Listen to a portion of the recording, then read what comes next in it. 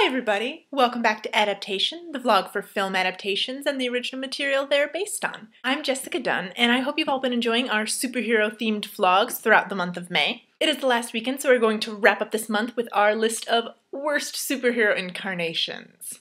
Bit of a downer, really. Sorry about that. So like ripping off a band-aid, let's just get this pain over with as quickly as possible. This vlog I'm going to start out with a couple quick mentions that don't really need very much explanation, before breaking out into the more detailed picks. And they're probably going to be obvious. Firstly, we have the old Supergirl movie from the 1980s. All I'm really going to say about this is, it was just cheesy. And not in a good way.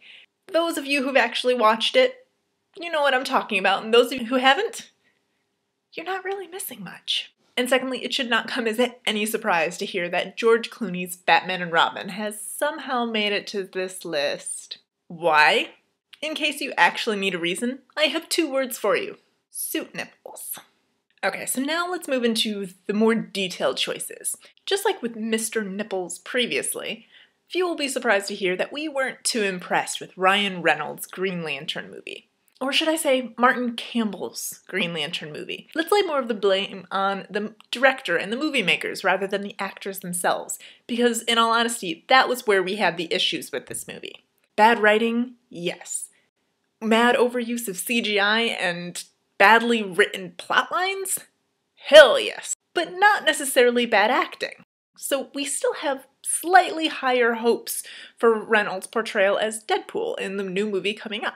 However, not too high of hopes, because speaking of which, we kind of had an issue with X-Men Origins' Deadpool. They sewed the mouth shut of one of the funniest characters in comic books. That in itself should be a crime. Not to mention, they gave him swords that came out of his hands, and all kinds of other powers that he just doesn't have.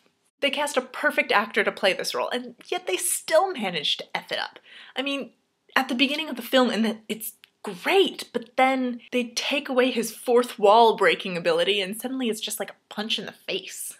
And last on our list, we were left unimpressed by the 2003 Hulk movie, featuring Eric Bana as our unfriendly neighborhood rage monster. Though as with Ryan Reynolds as Green Lantern, this probably wasn't the actor's fault that this movie was just so subpar. Somehow they managed to take an exciting, fascinating character like Hulk and made it into a boring movie, and it's anyone's guess how they managed to do that. Hulk smash! So I hope that was virtually quick and painless. I mean, it's easy enough to see that these superhero movies just weren't so hot in our estimation.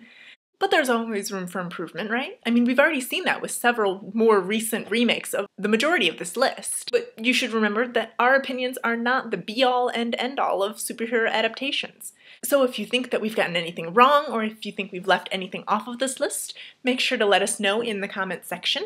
Also, if you liked what we have to say, there's more where that came from if you just mosey on over to our channel's page and subscribe to our weekly videos or check out our podcast on iTunes. Plus, links to our blog, Twitter, Tumblr, and Facebook pages can be found in the info section. Thanks for tuning in to Adaptation for Superhero Month, and we hope to see you back next week for another exciting adventure. Hulk smash! Well, that was slightly more successful.